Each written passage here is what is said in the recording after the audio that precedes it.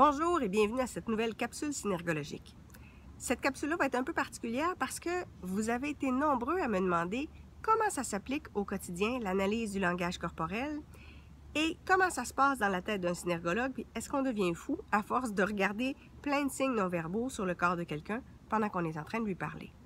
J'ai donc pensé partager avec vous des vrais cas, des vraies histoires, des vraies situations qui me sont arrivées pour que vous puissiez comprendre comment ça se passe dans ma tête et à quel point c'est utile de connaître la synergologie. Le premier cas que j'ai envie de partager avec vous, c'est l'histoire d'un fin manipulateur. Mon conjoint et moi, on est deux entrepreneurs, donc ça arrive régulièrement qu'on se rend dans des rencontres de réseautage. Alors, on se rend donc dans une rencontre qui a lieu dans une salle privée, dans un restaurant, et il y a plein de gens que je ne connais pas du tout, et mon conjoint est avec moi, mais j'ai aussi mes enfants qui m'accompagnent ce soir-là. C'est une organisation avec quelques centaines de personnes. Il y a là des gens du conseil d'administration, mais il y a surtout des gens qui sont là pour réseauter. Je rentre donc dans la salle et, fait particulier, le vice-président vient à ma rencontre. Il sait qui je suis parce que je donne des conférences puis j'ai des livres. Donc, il prend le temps de venir me saluer. Jusque-là, ça va. Je le trouve un peu insistant dans sa façon de me saluer. Mais j'en fais pas trop de cas et quelques minutes plus tard, il sera au micro, il va donc saluer les dignitaires qui sont venus dans la soirée et bizarrement, il souligne ma présence. Déjà là, je vous dirais que c'est un drapeau rouge parce que moi je me demande pourquoi je suis saluée alors que je suis là au même titre que les autres. Je suis pas là comme conférencière, je suis pas là comme auteur, je suis juste là pour réseauter au même titre que les autres personnes. Fait que je me dis, ça lance un message un peu bizarre pour les autres participants qui, dans le fond, reçoivent le message qu'ils ne sont pas assez importants, eux, pour être soulignés au micro. Donc déjà là, je trouve que l'approche manque de tact pour les autres participants. Et la soirée se passe et quand vient le temps de quitter, le vice-président revient me voir. Il prend le temps de venir devant moi. Il est très grand, beaucoup plus grand que moi. Et il prend le temps de me serrer la main. Et là, il va rajouter sa deuxième main par-dessus. Déjà là, j'avais un premier malaise étant donné la façon qu'il m'avait salué au départ. J'avais un deuxième malaise parce qu'il m'avait présenté au micro. Là, il est très près de moi, donc il rentre dans ma bulle personnelle. Il a une poignée de main avec une deuxième main, donc je trouve ça un peu insistant. Et en temps normal, une poignée de main ne devrait pas durer plus que 3 secondes. Et là, elle perdure dans le temps. Avec ça, il va évidemment focaliser son regard sur moi, très peu de clignements de paupières, la colonne vertébrale est droite. Le tronc cérébral s'est rigidifié. Il me regarde avec son hémi-visage droit, donc on est vraiment dans un mode vigilance. Il penche un peu la tête à droite, on est dans le contrôle du discours, les deux pieds très alignés vers moi et il est de plus en plus près de moi. J'ai réagi de façon instinctive. Avant même de réaliser ce qui s'était passé, mon corps, lui, a réagi. Et comme je suis une karatéka, le premier réflexe que j'ai eu, ça a été d'écarter les deux pieds et de les mettre à la largeur de mes hanches, exactement comme au karaté.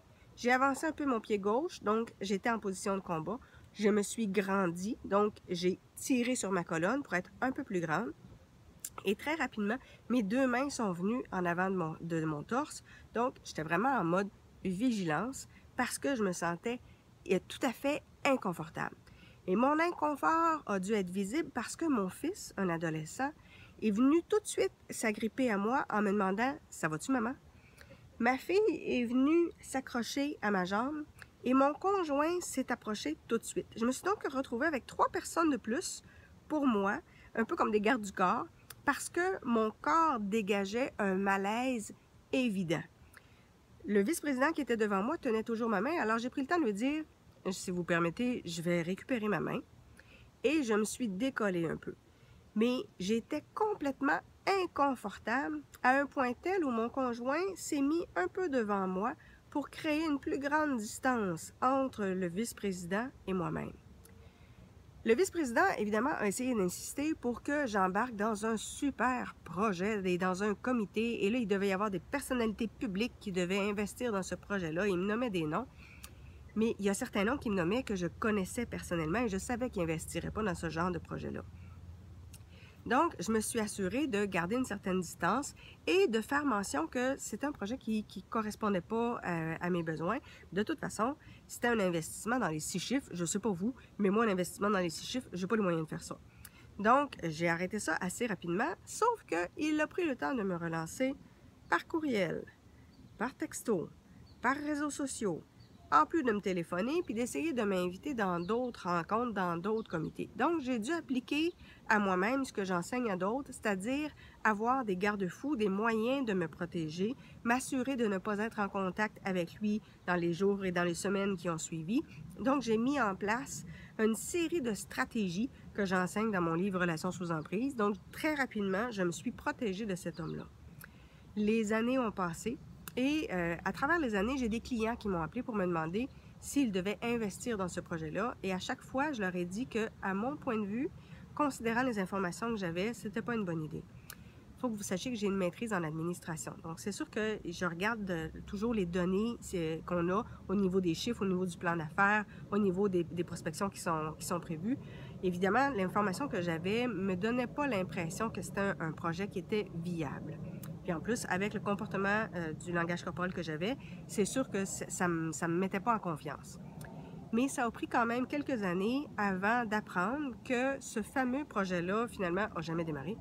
Mais il y a bel et bien des gens qui ont investi l'argent et cette organisation-là s'est organisée après avoir ramassé les investissements de chacun pour déclarer faillite. Et évidemment, ils ont mis l'argent dans un autre compte avant pour être sûr de le conserver. Mais ça fait que les investisseurs, eux, ont été floués. Et cette fois-là, s'il y a une chose qu'il faut retenir de cette anecdote-là, c'est que quand vous rencontrez quelqu'un et que vous avez un mauvais feeling, votre corps va réagir en une fraction de seconde. Votre corps, votre réaction que vous avez là, c'est votre instinct, c'est votre inconscient qui vous parle et qui essaie de rendre conscient votre première impression. De grâce, écoutez cette première impression-là, elle est généralement excellente. Sur ce, je vous laisse là-dessus. Je vais vous raconter encore plein d'autres anecdotes. Si jamais ça vous tente d'en savoir un peu plus, bien évidemment, il y a toujours mes livres sur Je lis en vous, savez-vous lire en moi? L'ABC du non-verbal en amour. Et je vous ai parlé aussi de relations sous emprise pour se débarrasser des manipulateurs. La prochaine capsule, une petite capsule humoristique, je vais en avoir quelques-unes parce que j'ai encore plein d'histoires à vous raconter. À la prochaine!